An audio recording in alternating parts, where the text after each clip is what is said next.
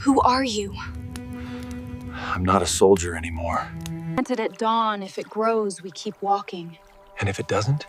Then the land has chosen it will forgive what I can't. I had forgotten the color of dawn. Out here, everything wore the same shade of dusk sky stone, even the skin on my hands.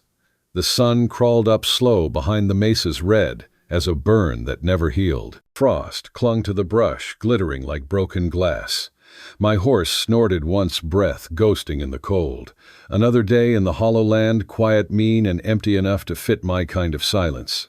Bitter Creek Valley lay dead that winter of '79. The riverbed had cracked into a vein of white salt, and coyotes moved like rumors across it. Folks said no man stayed here unless he was running from God or the law. I'd stopped running from both. I'd just quit moving. The cabin I built leaned against the ridge, its roof patched with tin and stubborn prayer. Smoke from my chimney never reached higher than the pines. I liked it that way. From up close you could hear the wind scraping the wood like an old bow on a fiddle. That sound was the only voice I trusted. That morning I was checking traps near the creek bed when the wind changed. It carried something thin, not animal. A moan, or maybe the sound a soul makes when it's too tired to keep dying. I froze. My first thought was wolf bait left to rot. But the sound came again, human, this time faint and hoarse. I followed it over the ridge, rifle ready. The snow lay patchy, streaked with red dust, and something darker. Down in the wash, half hidden behind a fallen saguaro, was a woman. She was bound to a broken post, wrists raw from rope breath, thin as the wind that had failed to kill her. I cut the rope with my knife. Too easy, like the world had already given up on her. Her dress was torn the color of earth, and smoke her hair tangled with needles. She looked young, but her eyes were old, even through the fever glaze. Blood soaked her shoulder. A bullet had gone clean through. For a moment I thought she was dead. Then her hand twitched, reaching for a pouch hanging from her neck. Little beads spilled into the dirt, corn seeds, pale and precious. She tried to gather them back, whispering words I didn't know. "Easy," I said, though my voice came out rough as sandpaper. "You're hurt." She flinched at the sound, eyes flashing open. They were black as obsidian, sharp and alive. She tried to crawl away, but her arm gave out. I knelt, keeping the rifle down. "I'm not here to harm you." She didn't understand or didn't believe. Her lips moved around a single word, soft but full of iron. White. Soldier. The word cut deeper than the wind. I almost said not anymore, but lies freeze quick out here. Instead, I unbuckled my coat, tore a strip from the lining, and pressed it to her wound. She hissed through her teeth, half a growl, half a prayer. Blood warmed my fingers. A trail of hoofprints scarred the ridge above us, 3, maybe 4 riders. Fresh. Whoever shot her wasn't far. "Can you walk?" I asked. She shook her head, once jaw set in defiance. The kind that doesn't ask mercy. So I lifted her. She weighed less than the rifle on my back, all bone and spirit. Her head lolled against my chest. Her hair smelled of smoke and sage. I carried her through the cut of the valley, following the line where shadow met light. By the time we reached my cabin, the wind had turned cruel. Snow came sideways, biting the skin raw. Inside the fire was small, stubborn, like the kind you keep for memory instead of heat.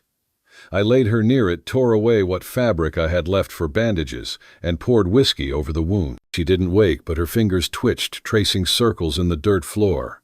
I realized she was praying. I wrapped her in my old blanket, the one I'd sworn nobody but me would ever touch. It smelled of horse sweat and cedar. She looked strange there, an ember dropped into ash. For the first time in months, I spoke aloud to no one. "You picked the wrong ghost to find girl." Outside the storm buried our tracks. Inside the cabin listened. I sat with my back to the wall, rifle across my knees, eyes fixed on the door. The fire popped, spat sparks like small confessions. Hours crawled. Then, sometime near dawn, she stirred. I leaned forward, half relieved, half afraid. Her eyes opened slow. The black in them had turned cold and clear. She looked at me, then at the knife hanging from my belt. Before I could move, she lunged. Steel flashed. The blade pressed against my throat, her hand steady despite the fever. "Who are you?" she rasped. The firelight trembled between us, painting her face in red and shadow. The edge of her knife kissed my skin. I didn't breathe. The fire crackled once, as if deciding which of us it would warm. Her eyes were still wild, but steady pupils, wide and black. "I'm not a soldier anymore," I said, slow and low. She didn't blink. A trickle of blood ran from her bandaged shoulder down her arm, and I could see how much the motion cost her. Yet her hand didn't shake. "You wear their coat," she said. "It's just cloth."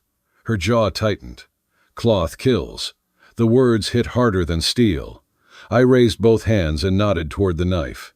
"You cut me, you'll bleed out before I do. Sit down. Let me help." For a long breath, she didn't move. Then her knees gave a little. She slid back, keeping the blade near, but she let me live. That was a start. I tore another strip from my coat and held it out. "You need this more than I do." She stared at it as if it were a snake. Finally, she reached out, fingers trembling. Our hands brushed dry skin, cold sweat. She snatched hers away like it burned.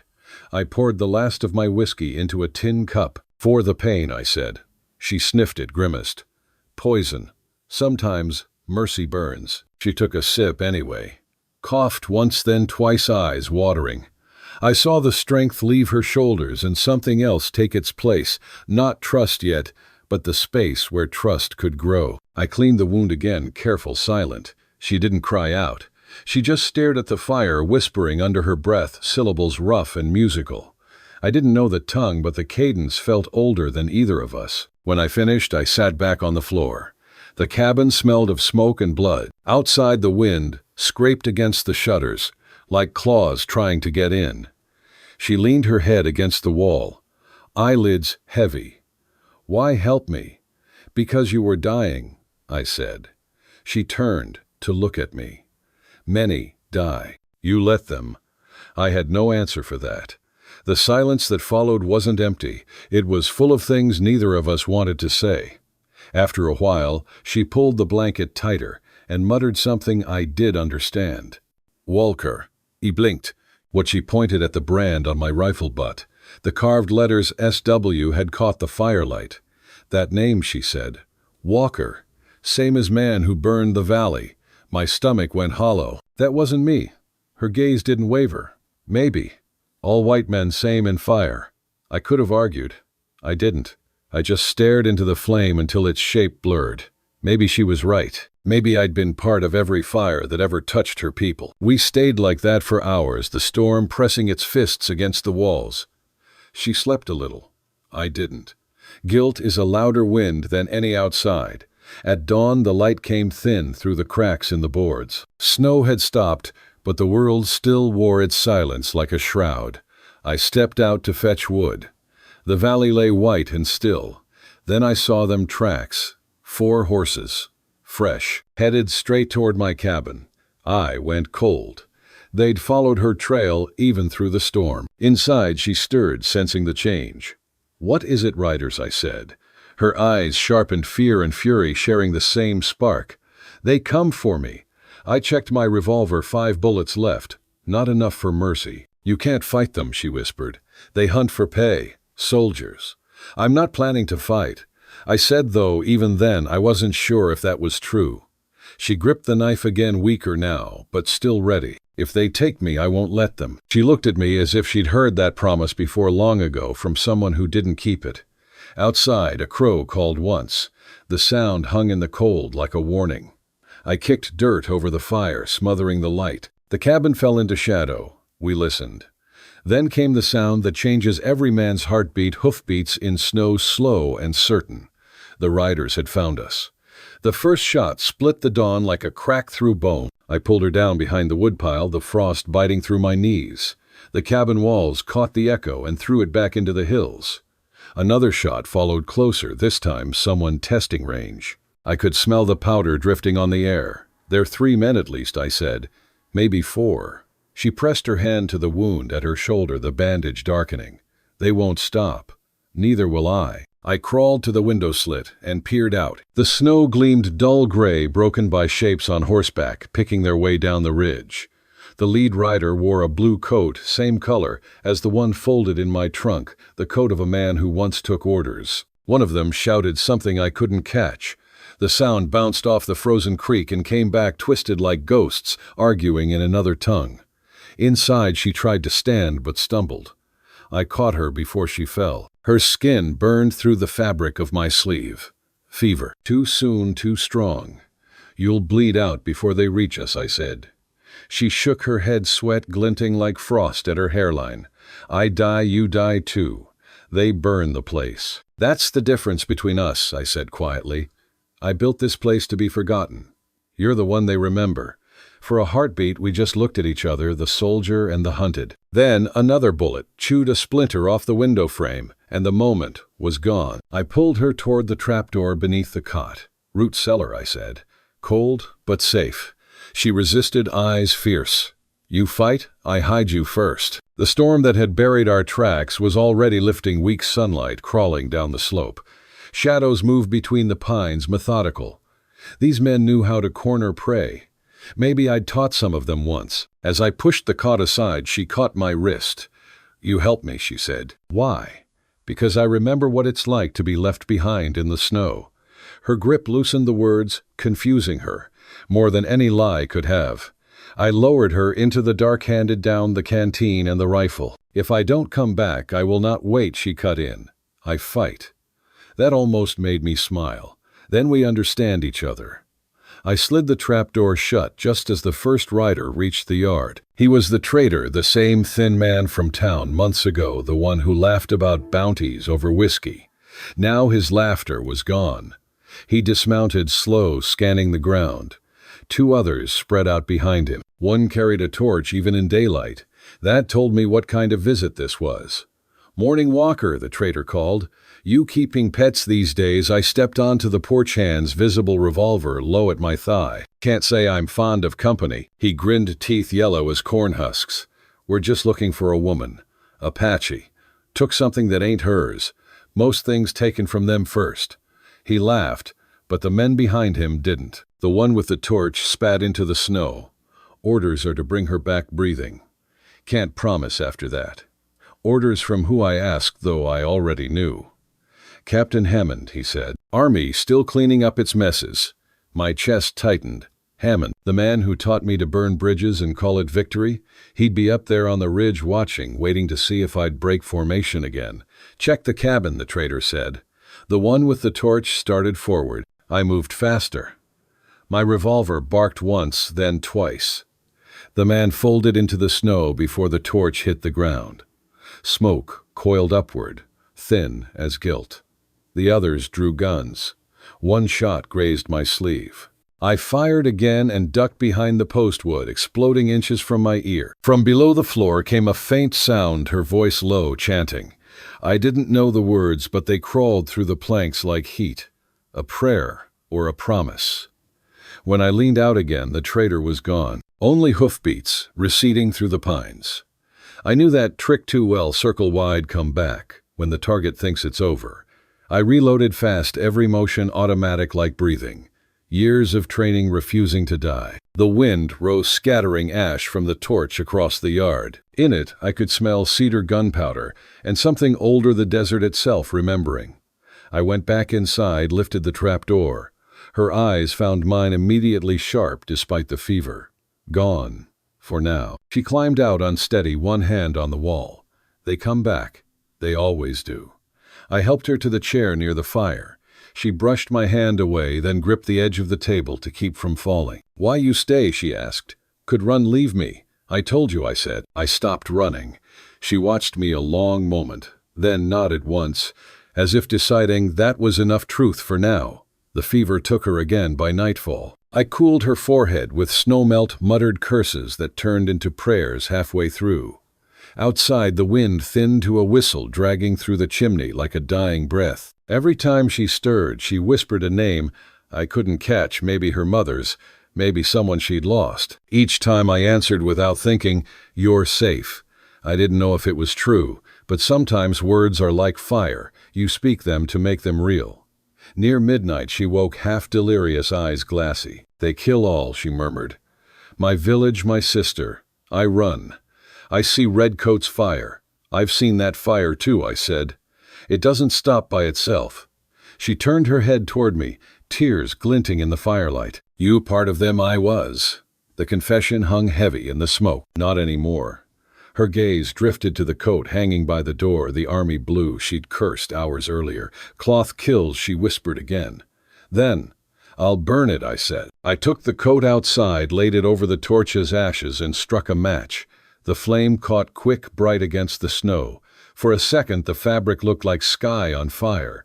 The smell of wool and salt filled the air. I watched until it collapsed into black curls of smoke, until there was nothing left but the hiss of melting frost.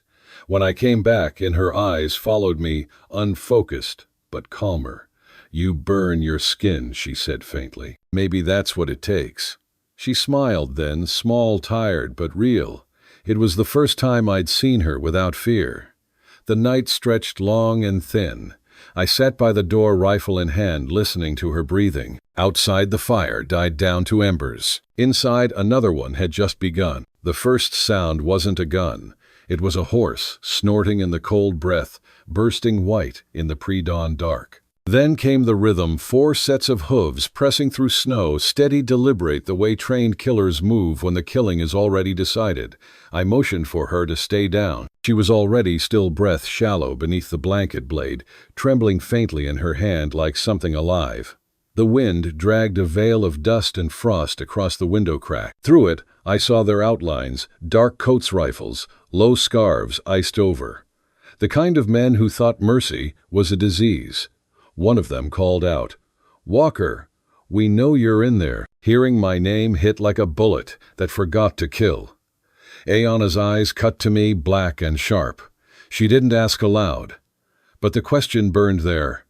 "Are you one of them?" I whispered. "Don't move. Don't even breathe loud." Leather creaked.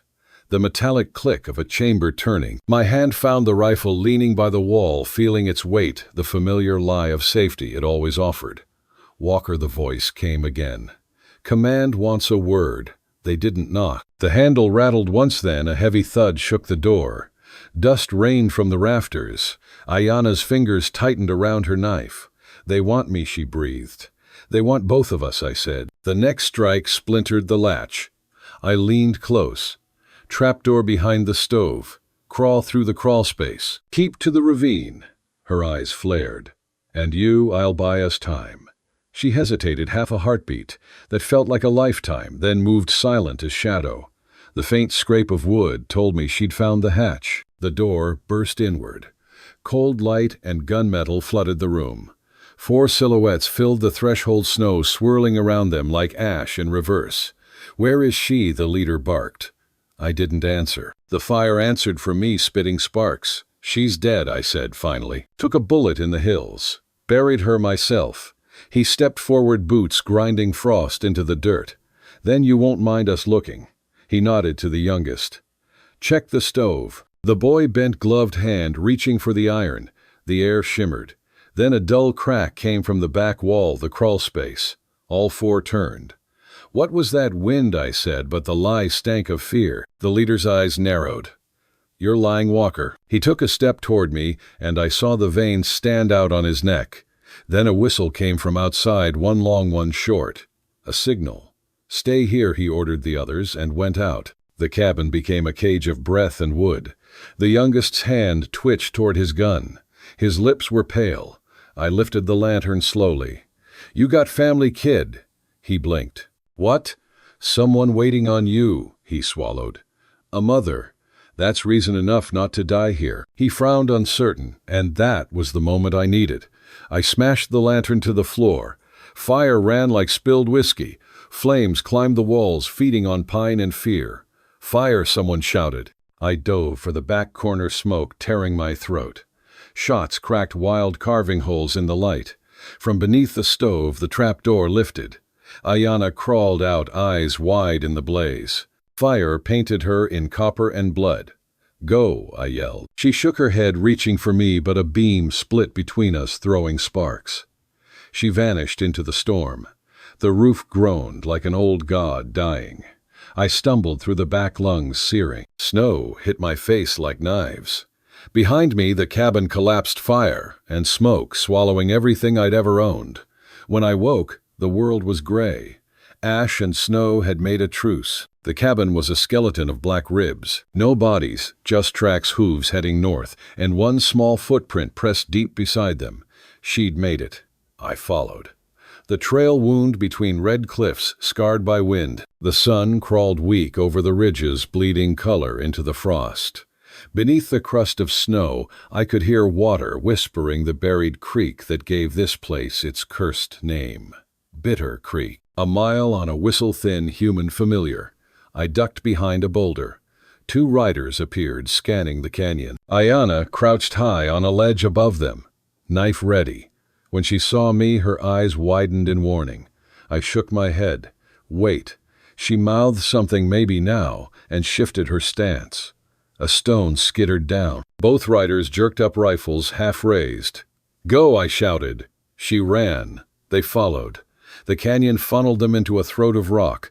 I ran 2 boots, sliding, breath-burning. One rider's horse slipped, throwing him. The other pressed on, relentless. I reached the fallen man. His mask had come loose. Underneath was a face I knew. Walker, he rasped. They said you were with us. I said, and left him with the snow.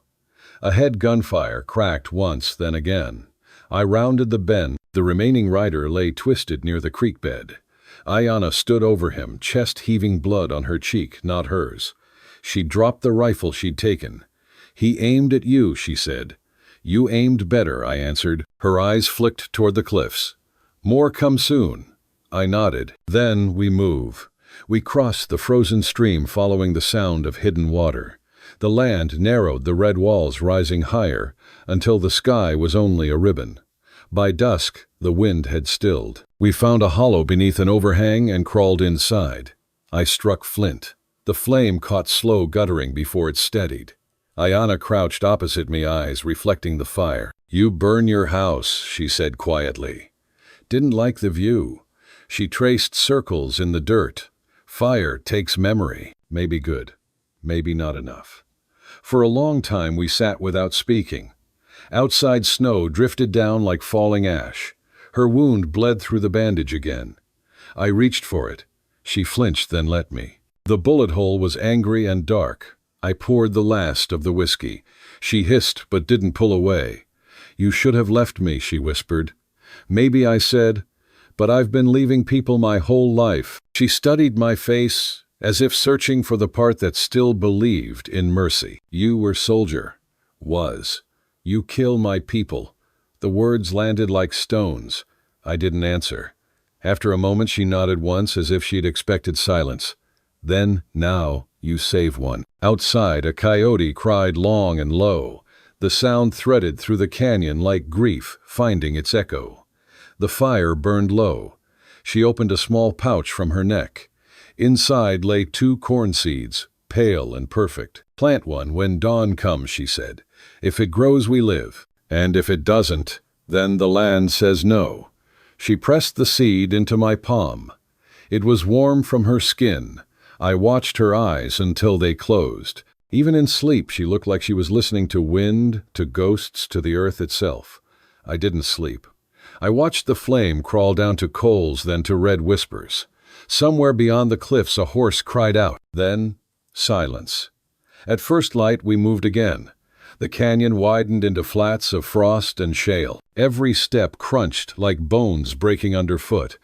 Ayana walked ahead, following signs only she could read: the tilt of a rock, the pattern of snow. You know where we're going, I asked. Down, she said. Always down. Water hides there. By midday, the sky had turned the color of iron. I smelled smoke, wood smoke, not ours. We reached a rise and froze. Across the valley, figures moved, 3 riders cutting sign. They follow still, she murmured. Then we keep to the riverbed. We slid down into the dry channel. Beneath the crust, faint trickles of meltwater gleamed. As we moved, I saw blood specks in the snow, hers. You're bleeding again. Not much left to lose, she said, and almost smiled. We followed the river until it disappeared beneath rock. Steam coiled from a fissure ahead. The air grew warm, damp. Ayana touched the stone. Hot spring, she whispered. Old fire underground. Volcanic, I muttered. She tilted her head. Your word for Earth's heart. We slipped through the crack into a chamber lit by reflected light. Water pooled there, clear and trembling. The roof glittered with frost-like stars caught underground. She knelt, cupped water, and drank. Sweet, she said. I followed suit. The warmth hit my tongue like memory. This place, she said, was village once. My father fished here. Soldiers burned it when I was child. Now only stone remembers. I looked around at the blackened rock, at the small carvings faintly visible near the wall, spiral sun shapes, handprints. Then were ghosts trespassing on ghosts. She shook her head. No, land lets who it chooses. I sank down beside her. And if it chooses to kill us, then we die in right place. For a while we listened to the underground river. It spoke the language of time, slow, patient, merciless. Her head leaned against my shoulder, light as ash. You still hear them? She asked. Who, the ones you killed? I hesitated. Every night. Then make them quiet. How she took my hand and pressed it to the earth. Give something back. The contact was electric, the ground warm, pulsing faintly like breath. For the first time in years I felt something answer. When we left the cavern, the storm had returned. Wind cut sideways through the canyon, bringing with it the scent of horses. They're close, I said. Ayana drew her knife, though her hand trembled. If they come, I fight. No, I said. If they come, you run. She glared. You think I leave you to burn again? I think one of us should see tomorrow. Her eyes softened. Then you better not die. We climbed a ridge slick with ice. Beyond it lay a narrow basin filled with pale mist. At the center, a single cottonwood stood, leaves rattling like bones. Beneath it, a shallow stream shimmered with heat, the same water from below reborn. This is the river, she whispered. Below, she nodded. The land's blood. We knelt by it. She drew the remaining seed from her pouch, placed it in my palm beside the first. Together, we dug a hollow in the warm mud and pressed both inside. Now the land decides, she said. Behind us, hoofbeats thundered down the ridge. I raised my rifle. Looks like it's deciding fast. The first bullet hit the rock near her head, spraying shards. She dove, rolled, came up with the fallen soldier's pistol. We returned fire together, the sound ricocheting through the basin. Sparks flew where rounds met stone. One rider went down. The other two fanned out, circling. I felt a sting and my arm grazed. She took a hit to the leg but stayed standing. Keep low, I shouted. She limped toward the stream, splashing mud. Another bullet hissed past. I turned, fired once more, and the last rider fell from his horse, rolling into the snow. Then, silence. Steam rose thick, carrying the smell of blood and iron. Ayana dropped beside me, breathing hard. All dead for now. She looked at the stream, then at the soil, where we'd planted the seeds. Then dawn will come. I followed her gaze. Beneath the water where our hands had pressed earth, a faint green spark pushed through the mud, a sprout impossibly soon, impossibly alive. Her lips parted in wonder. Land remembers, she whispered. The wind softened, carrying the scent of new earth. I watched the sprout tremble in the current, small, defiant, bright against all that ruin. Maybe it was only heat playing tricks, maybe not. For the first time in years, I felt the world breathe back. The wind changed by the time we reached the rim of Bitter Creek Valley.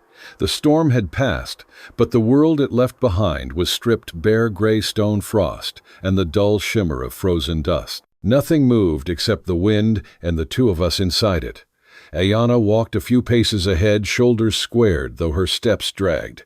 I could hear her breath, thin, steady, defiant. The wound at her shoulder had bled through again, a slow pulse, dark against the cloth. Fever made her eyes glassy. We hadn't spoken since the canyon. Words felt dangerous, like smoke that might give away the fire. Somewhere behind us, across the white flats, soldiers were reorganizing. I could almost hear them, men tightening cinches, whispering commands, making a grid out of the wilderness. By dusk, we found a ghost of a town, a dozen shacks, and a dead well surrounding what used to be a trading post. The sign still swung on a single nail, Miller's Crossing. The place stank of rust and memory, but the sky was turning black and she could barely stand. We needed warmth, water, anything that wasn't moving. An old stable leaned against a split fence at the edge of town. I pushed the door open. The hinges whined like a throat trying to remember a prayer. Inside haydust silence. I cleared a corner, struck a match, and built a fire no bigger than a fist. Ayana sat beside it, shivering under my coat. Her hair clung to her temples, wet from sweat. "You know this place?" she asked. "Used to," I said. "Before the mine. Before the company bought everything west of the ridge." Her eyes flickered toward me. "You worked for them." The words weren't accusation. They were diagnosis. "Once," I said. "They take water," she murmured, looking at the fire. "They take land. Then they take names." I said nothing. The wind through the slats answered for me, whispering like it knew our sins by heart. After a while, she reached for the pouch at her neck, the one that never left her skin. She loosened the cord and poured the contents into her palm. 3 seeds, pale and perfect, rolled across her lifeline. "They are corn," she said softly, "from my mother's field. Last harvest, before soldiers came." She closed her hand and stared into the flames. "Land remembers every footstep, but it forgets mercy." "I was told we were bringing order," I said. Her gaze lifted calm and cold. "Order," she repeated, "like a chain brings order to a horse." The fire cracked between us. I had no answer. The truth was a language I hadn't spoken in years. By morning the valley was silvered with frost. I left her sleeping wrapped in my coat and went to find medicine. Miller's Crossing wasn't dead, only pretending. Smoke rose from the chimney of the saloon, and someone was chopping wood behind the old depot. I followed the smell of coffee and went inside. The room was half lit, half empty. A man behind the counter looked up from his cup, rust-colored beard, eyes like frostbite. I knew him before he spoke. "Well, I'll be damned," he said. "Silas Walker." I didn't move. "Hammond." He grinned. "Didn't expect to find you this side of the desert. Figured you buried yourself somewhere folks forget names." "Almost did." He poured another cup and gestured for me to sit. "World got smaller since the war, huh? Harder to hide. Harder to pretend." I sat because refusing would have made noise. He studied me the way an officer studies a map, already plotting routes through it. "You look rough." "So does the country," I said. He chuckled without humor. "Still got a mouth. Guess they didn't burn that off you." He leaned in elbows on the counter. "Word is you've been keeping company with one of the hostiles." I didn't answer. He sipped, eyes narrowing. "She's worth $500, you know. They say she shot 2 men at the Bitter Creek outpost.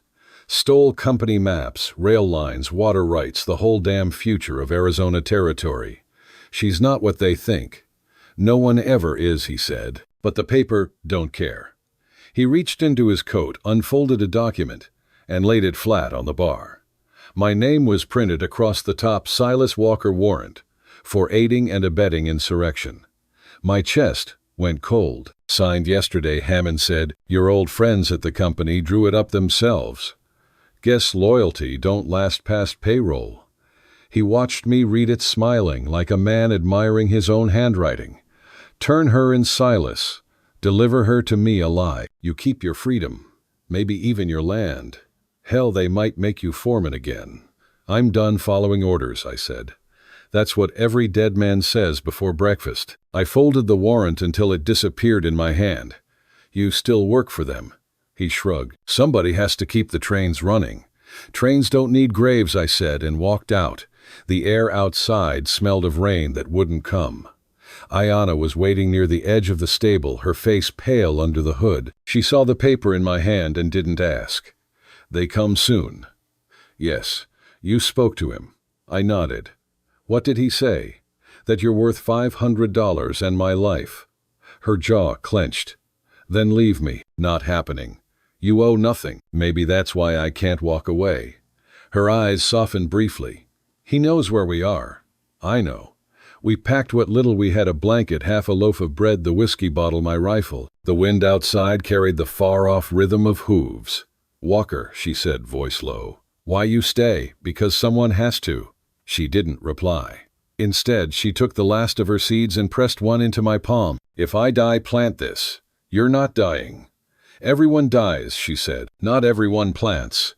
We fled before noon, heading east where the land broke into red canyons. The world thinned as we went. Dust turned to stone to sand. The sun burned white. Our shadows trailed long and uncertain.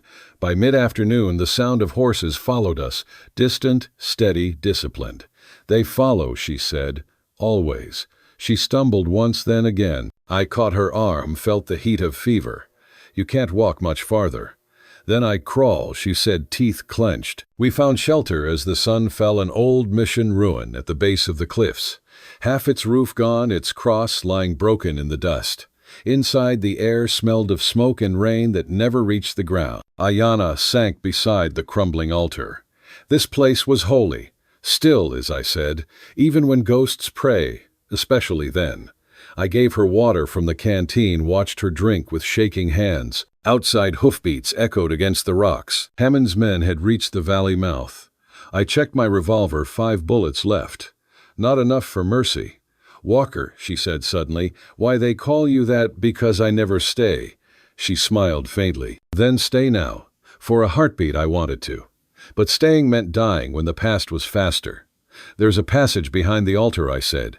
"Goes to the hills. Old priests built it for hiding. Take it and keep east until the ridge turns red. And you, I'll buy us time." She shook her head. "No, they'll kill you. They'll try." She reached into the dust and drew a mark, a simple spiral. "My mother said, this means safe path. If you lose me, follow the spiral." She pressed her fingers to my sleeve. "Now the land knows you." Then she slipped into the shadows behind the altar and vanished. The hoofbeats stopped outside. Walker Hammond's voice. "Let's talk, old friend." I stepped into the doorway, gun low. "You've done enough talking for both of us." He rode forward a few feet, smiling like a man trying on civility. "You always did pick the wrong side of a story." "No sides left," I said. "Just ground and bones." "Then give me the girl and save your own." "I burned my orders already." He sighed. "You're not the hero here, Silas. You're the line item we erase after lunch." He raised his hand. The men behind him shifted, rifles rising. The first shot shattered the mission's wall. Stone dust filled the air. I fired back once, twice. Echoes jumped from cliff to cliff like thunder with a bad conscience. They returned fire until smoke filled the doorway. I ducked behind the altar, reloaded, waited. When the wind changed, I heard what I'd been hoping for, their horses moving west toward the echo of my shots. They'd take the bait. I crawled through the passage, following the cold air toward freedom. Outside, dusk had turned the sky to iron. The valley below glowed with gun smoke and dust. Ayana waited behind a ridge, breathing hard, pistol shaking in her hand. "You're alive," she said. "Mostly." She smiled faintly. "Then maybe land forgive." We moved through the canyons under a bruised moon. The sound of pursuit faded, but not the fear. Her steps grew weaker, and I half carried her until we reached a small hollow where a spring bubbled through stone. The water smelled of metal and earth. "This is Bitter Creek," I said. She knelt, dipped her fingers, and let the droplets fall onto the ground. "Still alive," she whispered, "even when they bury it." I watched the water slide between her fingers, thin as breath. "What are you saying?" I tell the land we still walk. I built a fire beside her. The flame caught slow, stubborn. She looked at it with hollow eyes. "Fire and water," she said. "They fight, but they need each other." I nodded. "Like us." She laughed, once dry and small. "You learn fast, Walker." Her fever broke before dawn. When I touched her forehead, the heat had gone. She was asleep, face soft in the orange glow. I sat there, listening to the creek's whisper. In my pocket, the folded warrant burned like a second heart. I took it out, opened it one last time, and stared at my name printed in black ink. Silas Walker, Trader. Then I fed it to the fire. The edges curled, the seal bubbled, and the paper turned to ash. The smoke rose, twisting toward the cracked roof, disappearing into the night. When she woke, I was still watching it. "You burn it," she said. "Yeah. Then maybe you live now." "Maybe." She reached for her pouch, then stopped, realizing it was empty. I held up the last seed, hers and mine together. "For when the earth is kind again," I said. Her eyes met mine, steady and full of something I hadn't earned. "It will be," she whispered. We dug a small hollow beside the creek and pressed the seed into the damp soil. She covered it with both hands, murmuring in her language each word, a breath. I didn't understand, but the land did. When she finished, we sat in silence, listening to the water thread through stone. The first light crept over the horizon, catching on the ashes of the warrant, on the wet earth, on her face. The world was still gray, but the gray looked softer now, like the beginning of color. "We keep moving," I said. She nodded. "Until the land remembers kindness." I looked down at the small patch of turned earth where the seed slept. "Then let's give it something worth remembering." We packed in silence, shouldered our ghosts, and walked east toward the sun. Behind us, the creek kept whispering, carrying the ashes of my name downstream, away from Bitter Creek, away from who I'd been, toward whatever mercy waited on the other side of the ridge. The dawn came thin and gray, the kind of light that hides more than it shows. It skimmed the mesas like a blade dulled by use, leaving the hollows untouched. The wind went low over the sand, whispering her name, the way iron filings whisper along a magnet pulled inevitable. I followed the faint track Ayanna had left across the ridge, small prints, spaced by stubbornness, angled toward the high canyons where the stone holds sunrise, even when the air won't. Every step felt borrowed time. Hammond's voice still rang behind my ears, and the company's paper, my name typed under somebody else's verdict, lived like a burn I couldn't wash off. Somewhere back in that gray, the law rode on iron hooves, and a payroll hunting both of us through a country that had already chosen a side and pretended it was called order. By noon, the sun broke through cruel and white and made truth of every crack in the land. Far off, a crooked thread of smoke rose where no one had any business to be. Not a cooking fire, damp brush fed wrong on purpose, a signal you light when you want to be found. I turned my horse that way toward the basin, cut by a dry river, and studded with mesquite that had learned to drink memory. Ayanna sat beside the smoke, feeding it with green twigs so it climbed thick and white. When she heard my horse, she looked up, expression held still like a coin on a table. "You shouldn't light fires," I said. "I want them to see," she answered. "Why, so they come here, not where the others hide." I stared.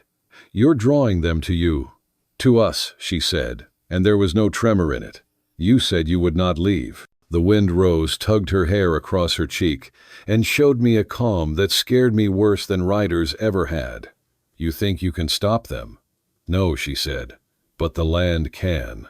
She pointed east, where the canyon walls folded into each other like hands learning to pray. "There is a way through that closes when the sun moves. If they follow, it will trap them. Half plan, half prayer." I couldn't tell which half she meant to survive on. We rode for the pass. The ground turned to shale sharp enough to teach hooves respect. My gelding stumbled once, sweat darkening its flank despite the cold. Above us, the sky pressed down as if it had remembered something it could not forgive. Behind the low rumble began hoofbeats, braided to their own echo, men forming a line out of wilderness. The chase had begun. Ayanna urged her little roan forward, blanket snapping like a flag. I kept on her hip. The canyon mouth widened ahead, then narrowed on purpose, shadows striping the floor in bars. Wind lay flat, listening. "They're close," I shouted. "I know," she called back without turning. Dust threw a bitter taste into the air. Somewhere high a hawk rode a tight circle and signed it with a cry. We slipped into the pass just as the first shouted orders arrived, men's voices hard with practice, soft with pay. Walls rose red on both sides, straight as law, patient as time. The passage kinked hard left then right, and then gave out into a round basin ringed by cliff. The rock here wasn't built to echo, just to remember. Ayanna slid off her horse and moved to the largest wall. Her palm searched the stone as if it had a pulse. "When the light leaves," she said, "the rock moves. The earth remembers its shape." It didn't make sense in any language I'd been paid to speak, but the certainty in her voice set my boots. Light was already crawling away. I breathed and felt the ground answer, a small tremor like a buried heart, trying out a new beat. Voices lifted in the throat of the pass. Figures bent dark against the light. I raised my rifle, not to fire, just to feel less empty. Ayanna pressed her hand into a seam I wouldn't have seen if I'd lived in that wall 10 years. She whispered to the stone in words older than promises. The rumble grew low. and patient, the kind of sound the air carries, to warn you even if you don't deserve it. Dust powdered up off the cliff face. A small rain of grit tapped our hats. Out beyond the basin, the horses balked uneasy. One rider cursed, and the canyon broke his anger into 3 cheap copies. The sun slid behind the ridge like a coin taken back. A sound followed, deep, grinding, intimate, as if the mountain let its breath out after holding it all day. The floor under our feet shivered once, then settled. Somewhere behind the riders, a slab went from is to was, with a sound like a door ending an argument. Rock collapsed across the throat of the pass, and a wall of new dust lifted between us and the world we hadn't paid for. Silence fell with both hands. When that dust thinned, the men were gone, trapped back where the light had been, or turned around by a country that decided they weren't invited. Only the aftertaste of falling stone remained, and the long column of our smoke lifting straight until the wind remembered its job and tugged it sideways cold. Ayana's knees softened, and she caught herself with one palm on the dirt. Her lips moved with more breath than sound. The look on her face wasn't triumph. It was recognition, the kind you wear when something you love decides to love you back a little. "You did that," I said, though I'd seen her hands do nothing any court would count. "The land did," she answered, and in the simple way she said it, I heard the difference between believing and needing to. Then she swayed. Her strength had been borrowed out of tomorrow. The loan came due. I got to her before the ground could. She felt light, all edges and heat, the way a coal feels just before it goes out. I carried her to the wall where the rock still held the sun like a secret. "Rest," I said. Her eyes opened slow. The dark in them was clear, not fevered. "They will find another way. Not tonight." For the first time since I'd met her, she leaned into me because she chose to, not because gravity bullied her. The tips of her fingers traced small circles in the dirt. "The land closed for us," she said. "It does not forget, but sometimes it forgives." I didn't know what to say to a word I'd buried, the day the river in their valley ran red under orders I'd carried in my mouth. Night came on, with the stars stuck hard into it. The basin looked like the inside of a lantern, walls lit with leftover light, sky punched through with cold.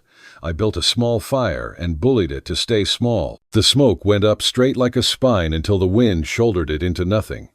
Ayana slept breath, keeping time with the crackle.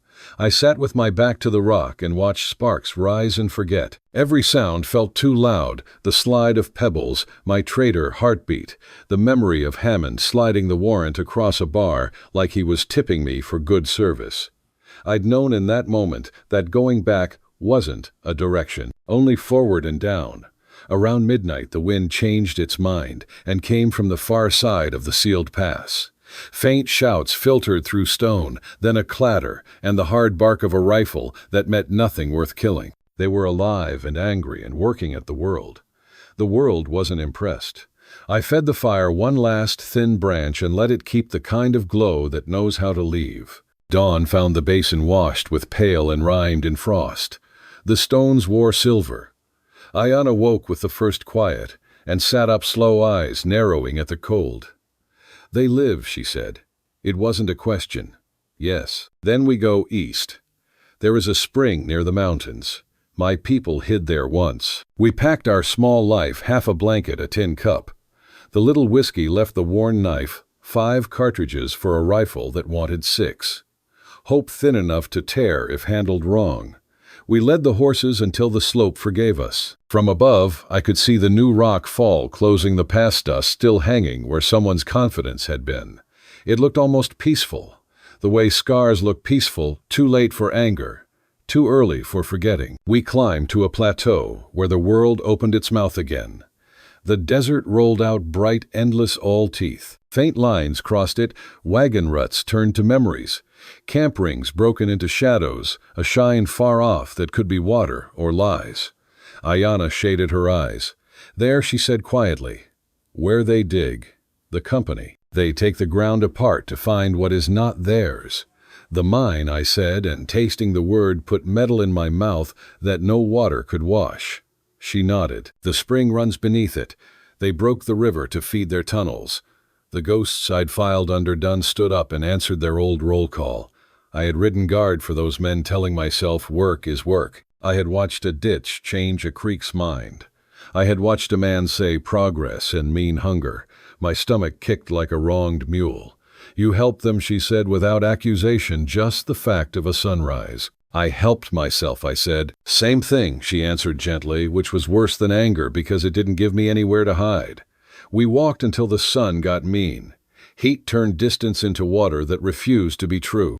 My throat sanded itself down. The gelding stumbled. Then the ground under my boots carried a faint vibration forward, like the desert itself was a drum someone tapped with a patient finger. I stopped and listened. The sound grew, not footsteps. Hooves again. Many. Coming the way men come when they've taken being thwarted personally. They found another way, I said. Ayana looked to the horizon. A line of dust rose there straight, and, certain like writing, you don't want your name in. She didn't speak. She reached into her pouch and pressed the last seed into my palm. For the earth, she said, if we fall, it will remember. We won't fall. A tired smile. Then plant it when we stop running. We turned north toward broken rocks that looked like old teeth. The wind freshened from the west and carried a smell of something the sky was gathering in its hands. Clouds shouldered in from the mountains, thick, bruised, loud, with a promise of rain that country like this knows how to break. We rode until the trail failed us on purpose and became a ravine. The first drops came cold and sparse, hitting dust and turning it into a smell that will make a man forgive seasons. The air pulled in sage and lightning and the memory of a creek that didn't care who had a deed. The land breathes again, she whispered, eyes half closed.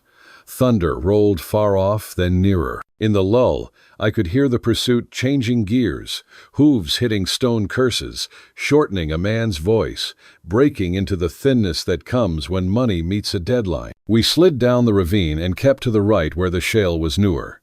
Water found us as a skin on rock, then as a thread. I knelt, pressed the seed into the damp lip of earth, by a little ledge, and covered it with my thumb. I had one prayer left, and it wasn't elegant. Stay alive. The wind shifted and brought the clean knife of lightning smell. I looked up and saw the ravine narrow into a dark mouth. We went in. Stone had learned to drip here. The passage took our light and offered us cool. Behind, thunder hit like a door slammed on the wrong argument. Ayana's hand brushed the wall as we moved. Her fingertips left crescents in the thin film of wet dust. They will not ride in, she said. Horses don't like stone that moves. I don't either, I said. And the rock made a sound like quiet, being amused. The throat of the ravine curved, left then, right then, led us out into a chamber the size of a church that had forgotten its roof. The floor dipped, and along the seam at its lowest place, a clear ribbon moved, too warm for the air, too patient for the season. Steam ghosted where the thread met cold. We went to our knees at the same time. I cupped both hands and drank. The water hit mine like forgiveness spoken in a language I could finally hear. Ayana put her palm flat to the mud and closed her eyes. The muscles in her jaw unclenched one by one. This is the river below, she said. It remembers the old way. I touched the seam where water left the dark and found light. How far does it run? Farther than a soldier's hunger, she said. And some part of me that had learned to distrust poetry believed her. We worked in the practical ways that keep people on the living side. I checked her wound. The fever had lost the argument for the moment. The skin around the bandage looked less angrier than the world. I cleaned it with the last carbolic and tore another strip off the shirt that had once been a uniform and then a coat and then a confession. We ate the bread in small pieces that pretended to be more than themselves. Thunder moved back up the valley and took its shouting men with it. In the hush after the water made a sound like a clock that can afford to be right twice a day forever. Silas, she said, and my name in her mouth was not a debt, only a thing that existed.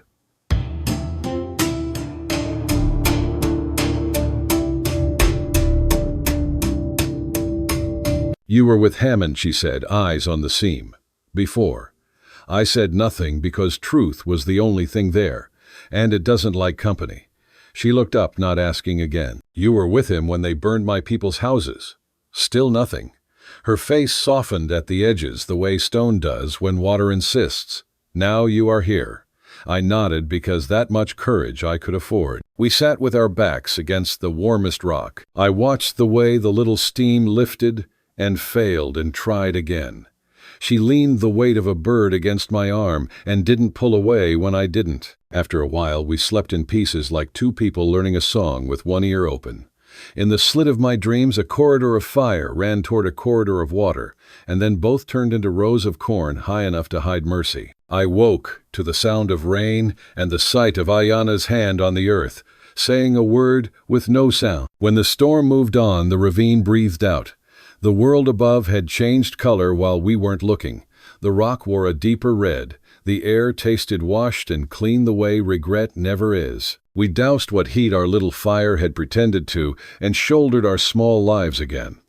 Outside the chamber, the ravine widened into a wash that would carry a man east if he let it. Far behind, on a ridge that had failed better men than Hammond, I saw three small shapes pick their way along a line with more confidence than sense.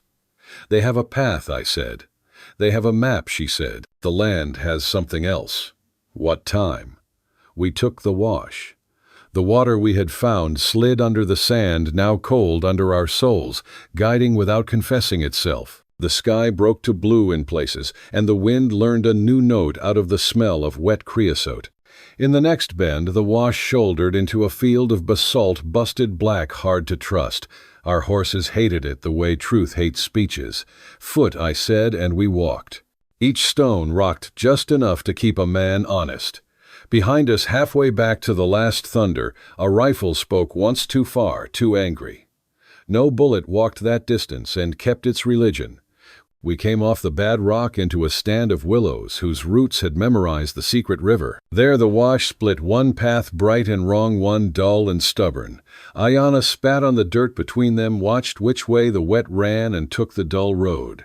Men with maps would choose the bright one. We kept low and kind to our breathing.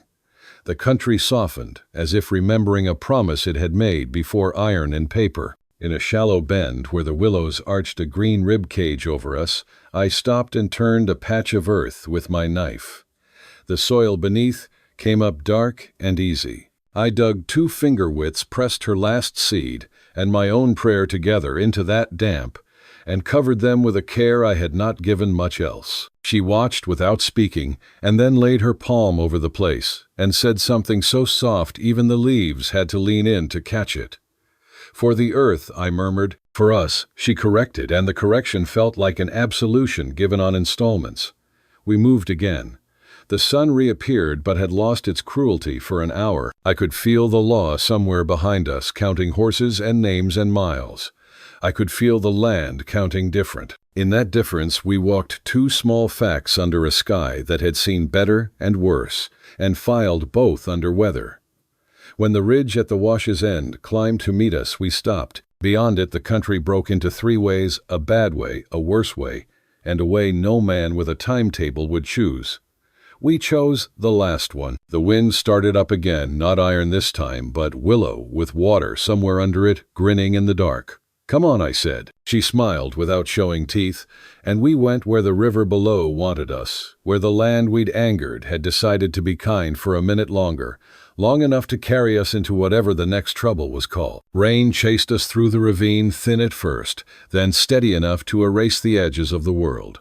The desert breathed again. Each drop hissed against the dust, the smell of wet clay and iron rising like something alive after a long sleep. Ayana rode ahead, hair plastered to her back, her face tilted toward the storm like it was an old friend. The mountains loomed close, now their peaks lost in mist. Thunder rolled once deep and hollow. When the ground leveled, we found a cave half hidden by brush. Inside, it was dry, cool, and quiet. I struck a small fire at the mouth. Smoke climbed, twisted, and vanished into rain. Ayana touched the wall. "This place breathes," she said. I listened. Beneath the hiss of rain, a low hum, deep, patient, alive. "That's water," I said. She nodded. "The river runs below. My mother said it could heal what men break." We waited until the storm softened. I cleaned the rifles. She crushed herbs into a green paste that smelled of sage and smoke. Hands, she said. I held them out. She smeared the mixture across my knuckles, rough and cold. For strength, she murmured. To fight, no. To carry. To carry what her eyes lifted. Guilt. The fire cracked. I saw again the faces I'd tried to bury, the burning valley, the soldiers' laughter, Hammond's grin. Ayana's voice cut through it like a thread through cloth. The earth remembers all we do, but sometimes it forgives. I clenched my fists until the paste dried and flaked away, then let it remember something better this time. Outside, the rain turned to mist. A pale stripe of dawn split the clouds. The spring is near, she said. We go before they return. We followed the sound underfoot, a low pulse that guided us through narrow paths of red stone. The air grew warmer. The cliffs sweat light. By midday, we reached a ledge overlooking a deep cleft in the mountain. Steam rose from it, curling white against the rock. Ayana knelt and pressed her palm to the ground. It's here, the river that still lives. I leaned out. Far below, water shimmered faint and silver. It sounded like the earth dreaming out loud. If they find this, she whispered, they'll cut it open again. Not while I'm breathing. You can't fight a company, she said. I'll fight with truth. She smiled. Truth is slow, but sometimes it still hits. We rode farther east along the ridge until the smell of iron thickened. Mist thinned, revealing the scar I already knew, the old Bitter Creek mine. The company's emblem still faint on the beams above the tunnel. This is where they broke the river, she said. And where I helped them, I admitted. She didn't look at me, just stepped forward, touched the black stone. The air trembled under her palm. Inside, darkness swallowed everything. The lantern's glow barely held the walls together. Water dripped somewhere deep, steady as a heartbeat. Wooden beams leaned like bones. I remember this noise, I said. Pickaxes, carts, men shouting, the earth screaming back. Now it was only silence. The river waits, Ayana said. We followed the slope downward. The air grew damp, the rocks slick with breath. Then the tunnel widened into a chamber. At its center, a pool. Clear, warm, alive. Steam curled off its surface, carrying the faint scent of minerals and ash. Ayana knelt, whispering. The language was old, soft, shaped like prayer. This is where they will come, she said. Hammond. The company. They won't let it live. They can try. She drew the last seed from her pouch. It should be planted here. I hesitated. In a mine, the river is under us, she said. The earth remembers. We made a small hollow beside the pool, pressed the seed and covered it with damp soil. For an instant, the reflection in the water looked like dawn. Now, she said, the land will decide if we stay. We rested against the wall. The air hummed around us. I must have dozed, because when I opened my eyes, the fire had dimmed, and the sound of boots was echoing through the tunnel. Ayana's hand gripped my sleeve. There, here. Torches flickered in the distance, orange ghosts approaching. Hammond's voice carried first, calm and certain. Walker always did like holes. Let's smoke him out. Ayana's eyes widened. Fire here wakes the earth, she whispered. I grabbed the lantern, then we move. Vent shafts run to the ridge. We ran into a narrow branch of tunnel. Smoke crept after us, thin at first, then thicker. The heat pressed close. The river is angry, she said, touching the wall. Then let it speak. She traced a line in the dust, murmured something under her breath. The ground shivered, slow, deep rising. Somewhere behind us came the sound of breaking rock. Water surged unseen through cracks below. We reached the vent shaft, just as the mine exhaled. The smoke turned white, then vanished in a hiss like rain hitting fire. We climbed until daylight met us at the mouth of the shaft. When we crawled out, the mountain sighed. From the tunnel behind us came the roar of something alive again. Steam burst upward. The scent of wet stone rolled through the air. Ayana knelt. It moves again. Below, a thin silver ribbon spilled from the mountain's base, curling through the valley like a scar, remembering how to heal. For the first time, I felt lighter than the wind. We did it, I said. She shook her head. No, the land did. The peace didn't last. Voices rose from below, shouts, metal striking rock. Hammond's men had found the lower path. Ayana turned to me. They'll seal it again. I checked my revolver. 2 bullets. Then we stopped them here. We took cover behind a boulder overlooking the mine's entrance. The first riders appeared through the mist, 5, then 7.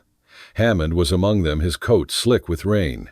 He dismounted slowly, smiling up the slope. "Walker," he called, "you picked a fine hill to die on. Better than the towns you burned," I shouted back. He laughed. "You still think you're different from me I'm trying to be." He raised a hand. The men spread out rifles, rising. "Stay down," I told Ayana. She shook her head. "No. The earth chose us both." Bullets cracked against the stone. Chips stung my face. I fired once, saw one man fall. Another shot grazed my shoulder. Blood soaked my sleeve warm and sticky. "They're climbing," I yelled. Ayana rose before I could stop her. "They won't take the water." She lifted my rifle too heavy for her small frame and fired. The shot hit true. The echo rolled down the valley like thunder, answering thunder. Hammond ducked behind a rock. "Enough," he shouted. "You'll flood yourselves." Ayana's voice was steady. "Better that than thirst." He stepped forward, revolver drawn. "You can't win." "Then we don't," I said, aiming. "We end it." I fired again, catching him high in the chest. He staggered, hand pressed to the wound. "You think the land loves you?" he gasped. "It loves no one." He fell to his knees. Ayana lowered the rifle eyes, shining with something between fury and mercy. Below us the mine groaned a deep, long sound like breath pulled from the lungs of the world. Then water surged out fast, and silver bursting through cracks, spilling over the stones. The men scattered, horses screaming. Hammond collapsed as the flood reached him. The river took him without violence, only certainty. Ayana watched in silence. "It remembers," she whispered. I dropped beside her shoulder, burning. "You should run." "No," she said. "We stay until it's done." The water reached our boots, warm, alive. It circled the seed we'd planted, washing the soil smooth. Beneath the murk, a faint pulse of green, pushed upward, a sprout trembling but real. She smiled faintly. "It forgives." The rain stopped. The air smelled of metal and new life. We stayed until the roar eased into a murmur, until the valley below shimmered silver where once it had been dust. When dawn broke again, the sky cleared to a hard, clean blue. The mine was gone, swallowed by its own sin. The new river wound through the valley, sparkling as if the land had grown a vein of light. I stood at the ridge, the wind tugging at my torn sleeve. Below, the current carried fragments of wood ore and something else, red earth mixing with silver water, making a color the desert had never worn before. Ayana knelt by the sprout. Its tiny leaves trembled in the wind. She pressed her palm to the wet soil. "It grows," she said. "For now," I said. She glanced up, her eyes reflecting the water. "That is all life ever means, for now." I laughed softly. "Then we'll keep walking until the next now." She smiled, tired but whole. "Walker," she said, "you finally stay. Maybe the land let me." Below us the river shimmered alive, unashamed new. The wind carried its song through the canyons. It wasn't loud. It didn't need to be. It had work to do, carving its name back into the earth. And for once, the earth didn't echo, it answered. The valley was no longer silent. Where dust once ruled water, now moved thin threads, stitching the dry gullies, catching the new sun like veins of glass. The sound carried for miles, soft but alive, as if the land had remembered its own name. We stood at the ridge and watched the world breathe. Ayana followed the river's curve, the way a reader follows a line of fate. "It remembers," she said. "Then maybe we still have time." Smoke lifted far off from the old mining road, thin at first, then blocky, organized. Hammond's men hadn't quit. Water meant money again. So did my name on their paper. "Beyond the salt flats," Ayana said, pointing east, "there is a place. My people left long ago, but the ground still knows them. We can warn whoever remains, or at least warn the land." She said it calm, but her body trembled from the night. I checked the cinch and swung up, and we rode into a morning that shone like metal fresh from quench. The ground steamed where the river met sun. The air smelled of sage and iron, and the sweet breath of wet soil. We did not talk. The silence wasn't empty. It was crowded with a truce. Both of us had burned and been burned by this country. Now it tried slow and stubborn to forgive. By noon, the salt flats lay before us, white under a pale sky, nothing moving but wind. Our horses set down dark prints that the gusts erased as if denying we had ever crossed. On the far edge, 3 riders kept pace, dim in the wobble of heat. Hammond Ayanna said quietly. I nodded. He's not done. Men like him do not stop. They are stopped. We can't outrun them here. Then we make them chase what they can't catch. She slid down, wrists steady despite the shake in her legs, and scattered ash and stone from her pouch. The wind took it and drew faint spirals that drifted across the salt. Tracks will split, she said. Wind will decide which is true. We rode slower, letting mirage do its work, the air thickening until light bent around us. Behind the 3 riders followed a false shadow. Into the shimmer grew tall, then small, then nothing at all. The land helps those who listen, she murmured, and hoped that shy habit returned for a breath. We reached the far edge near sundown. Low, red hills yucca the rib bones of old wagons. A cluster of stones marked a well long gone to memory. Wind had cut lines across it, marks like script, unreadable but alive. They left blessings here, Ayanna said, for travelers with good hearts. Think we qualify, I asked. Maybe one of us, she said, and almost smiled. We ate the last of the bread-counted cartridges like days, and let the sky plug itself with stars. I leaned into a rock and listened to wind take lessons in grass. For the first time in weeks, I almost forgot the weight of the rifle. When this is done, where will you go, she asked. Don't know, I said. Everywhere I've been, I left wrong.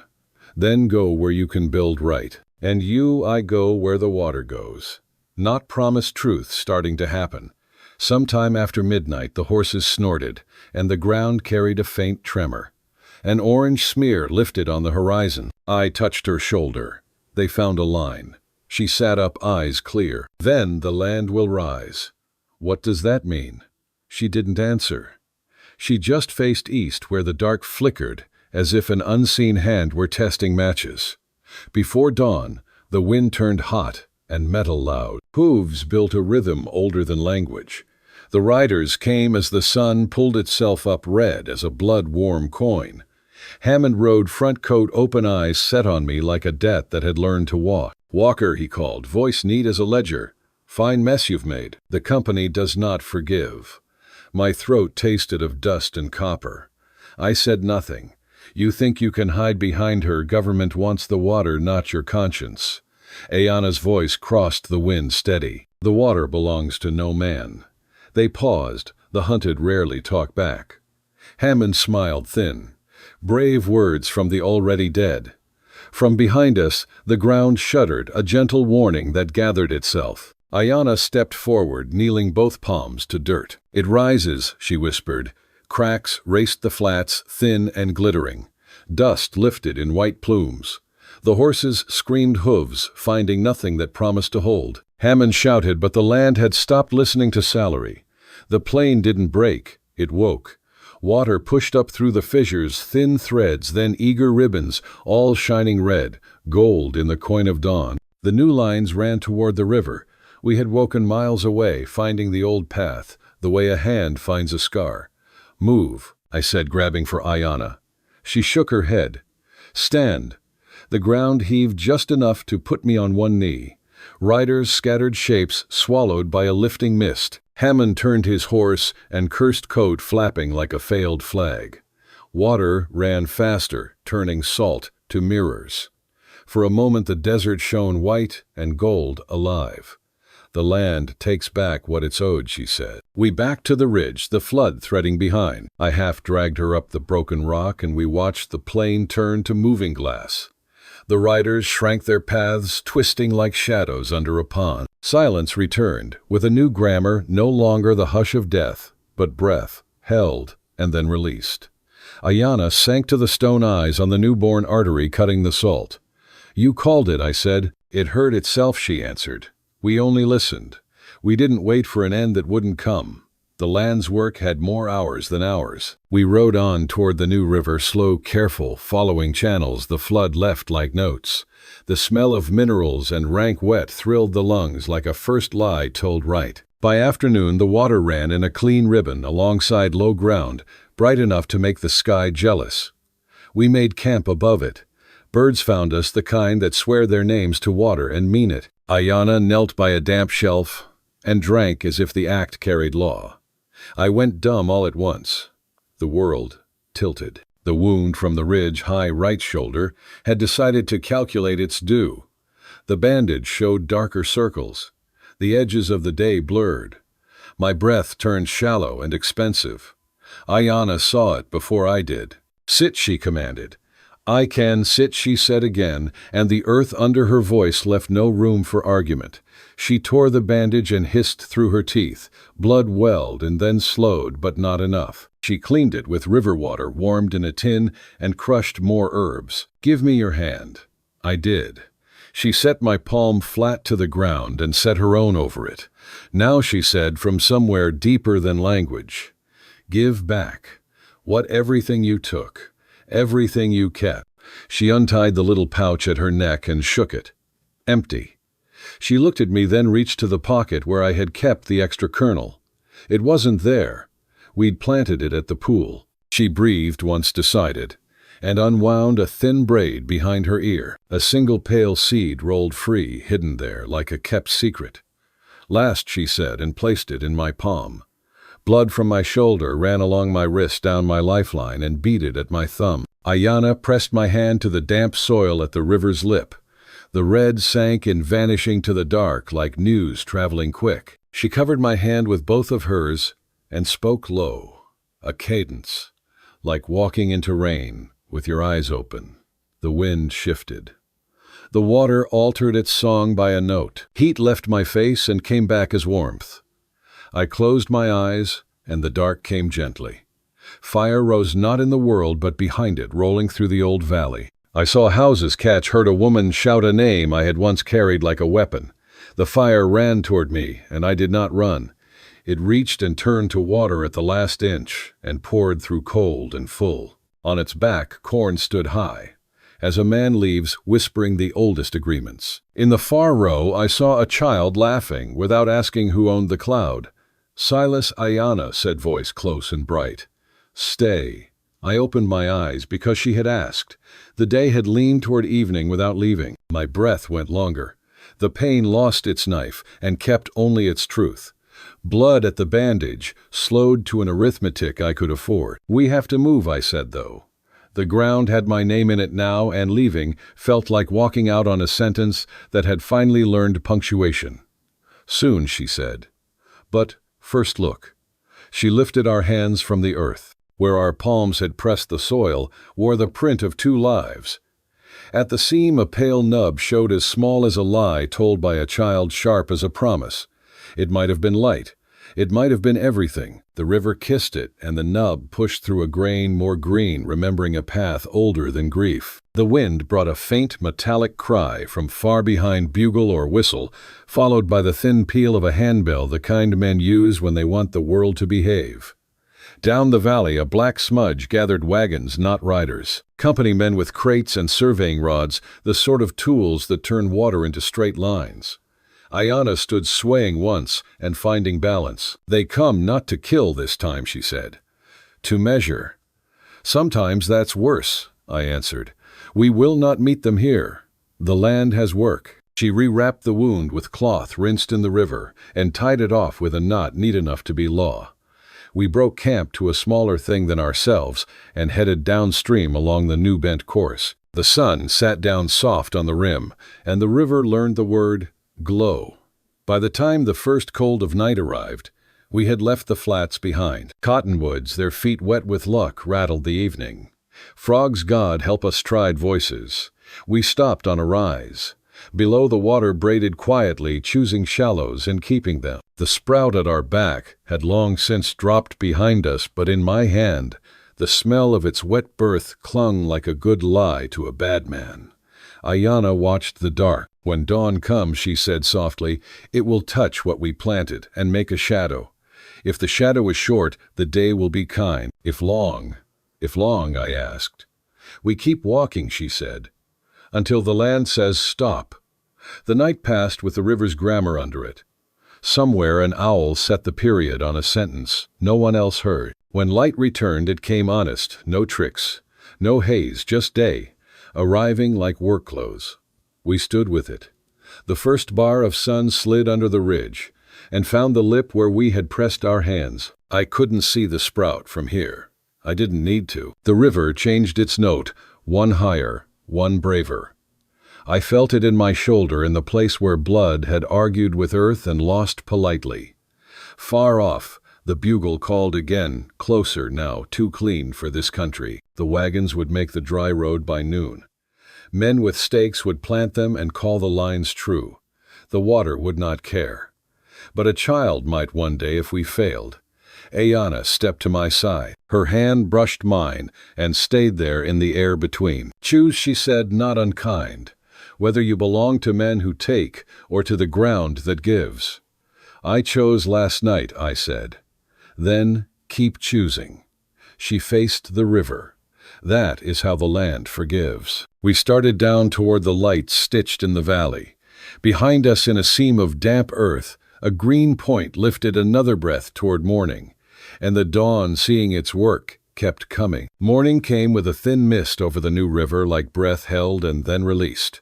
A year had made the land younger. Grass took hold where dust once preached, and the low banks wore a green fringe that flashed silver when wind passed its hand across. Water moved patient and bright between the bends, shouldering bits of branch and memory toward distances no one here could name. Ayana stood at the edge, bare feet in the mud where cattails stitched the shore. She bent and let the current walk through her fingers. It's warm, she said softly, like it never forgot the sun. I watched from the shade of a cottonwood that had survived the lean years by learning how. Its trunk was split, and in the split, new shoots rose, green flags from a wound. Tree and woman looked the same to me, broken, stubborn, alive. The wind carried a scent I had not smelled since childhood, wet soil with a sweetness under it. Hope is not a smell, but if it were, this would be it. Up valley steam still lifted off the places where flood had licked salt clean. A hawk called once, a clean knife of sound, and somewhere in the far flats a horse answered without meaning to. Company riders were gone. Whether they turned back or the land turned them, I didn't ask. For the first time since the hollow land silence did not put a hand to my throat. When I was a child, Ayana said without looking over, my grandmother told me every person is born with a river inside.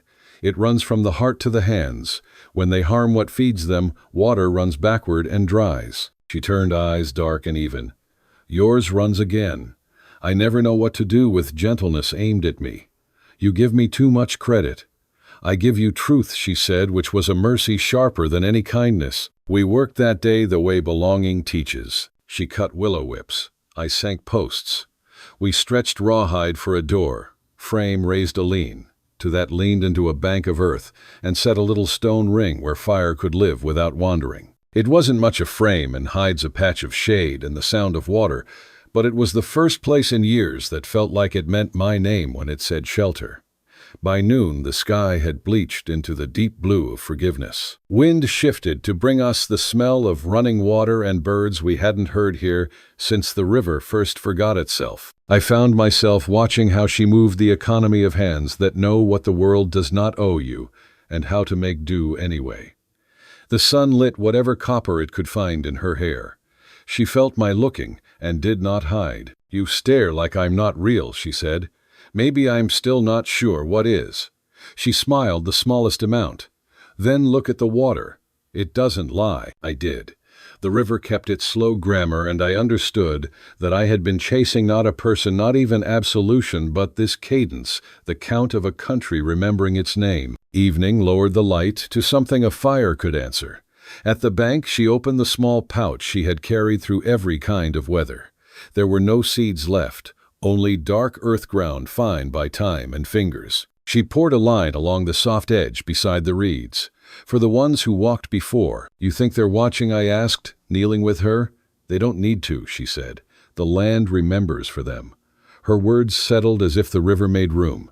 We sat quiet fire making it small talk. Thoughts went to Hammond and the men who followed him, not as ghosts now, not as debts, only as gone. The current takes what refuses to learn and keeps teaching anyway. When the water reaches the broader valley, she said, looking at the first stars, my people will return, or their children will, wearing names the land can pronounce. And us, I asked. She turned half firelight, half dusk. We are already home. Something unclenched in my chest, as if it too had been holding a river wrong. Night came honest. A coyote called, and another answered from the far side of belonging. Before dawn, I woke to the river breathing. Not loud, never loud, only steady like sleep done right. Ayana slept curled near the hearth ash, painting a gold edge along her cheek. I stepped outside into air that held its chill and its promise in one set of hands. The new grass wore beads of water strung along each blade.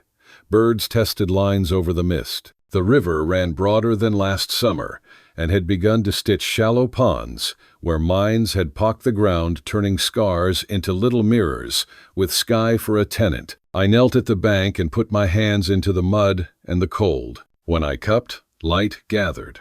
When I let it fall, ripples wrote circles around the truth, and then forgot them in favor of more. You talk to it now, she said behind me. Maybe I'm listening, I answered. She came barefoot into the shallows. The current folded around her ankles as if it knew your name first and your shape after. Do you think it remembers everything I asked? Yes, she said. Even what we forget. We stood until the sun set gold on silver, and water wore both colors without jealousy. When we turned back, the land looked smaller in the best way, as if it fit us and not the other way around. The mine's wounds were still there, but ponds had already claimed the worst of them, teaching holes to reflect instead of devour. It will take many years, she said. So will we. We packed our small lives, saddled the 2 horses we hadn't named, because they already had names we couldn't hear, and followed the river east. The sound went with us, a thread through everything. At the ridge we stopped and looked back. The river wrote a long sentence across the plain, and the sky above it read forever without straining. This is where our old names end, Ayana said. What do you mean names belong to the past? When the ground gives new ones, you take them. She pressed her palm into the dirt, lifted it, and set that hand on my shoulder. The warmth passed from earth to skin to bone. Stone Walker, she said, because you do not break when it shakes. I laughed because the good names make a man lighter, not heavier. And you. She let wind have a handful of her hair and then looked me straight. Water returning. The air went still the way it does when a deer decides the clearing is safe. We rode in the kind of silence that does not leave you. By noon, the desert ahead softened at the edges into green. Pools blinked in the reed's shade. A cottonwood young but certain stood with its feet in brightness and its arms full of shade. It had not yet promised but meant to. We stopped. Ayana crouched and poured a palm of river at the tree's base. For the beginning. I had nothing to add that words would improve. The wind took what she'd said and filed it under law. When the rains come, she said, this place will bloom. The land will belong to itself again. And us. She smiled like someone who hears a joke the earth told long ago. We already belong. To dust, to wind, to what we mend. We mounted and followed a bend where the water shouldered a sandbar aside with politeness. Far ahead the horizon blurred where sky and land practiced being the same color. There's a valley beyond, she said. Maybe the river finds the sea there, or maybe it just keeps going. Then so will we. We rode until afternoon leaned toward gold. Our shadows stretched long and met, and for a breath we were one shape moving in a world that had made room for it. Thunder rumbled softly a day away. The river spoke to itself in a tongue of stones and weeds and light. We made camp early where the bank rose into a shelf of clay. I drove 2 posts and tied my hat on one. Not a claim, a marker. The river's breeze played the brim until it learned the curve and left it be. As the fire took, the hat's shadow fell across the new grass, like a sentence being written stopped, and then left for someone else to finish. Night opened clean. Frogs practiced. Ayana told me the names of constellations her grandmother had spelled into her hand. I told her name soldiers had given those same points when they were trying to pretend a march had purpose. Both sets of names glowed just the same. which is the sky's way of being kind and pitiless at once. Sometime after moonrise, wind swung from the east and brought with it a thin metal sound, distant, organized, a bell or a tool. We both heard it. Neither of us moved. "The world still walks," I said. "It must," she answered, "or we forget how to stand." We slept in turns. Before dawn, she woke me with a handlight on the good shoulder. "Come," she said. We stood where water had undercut the bank enough to mirror without lying.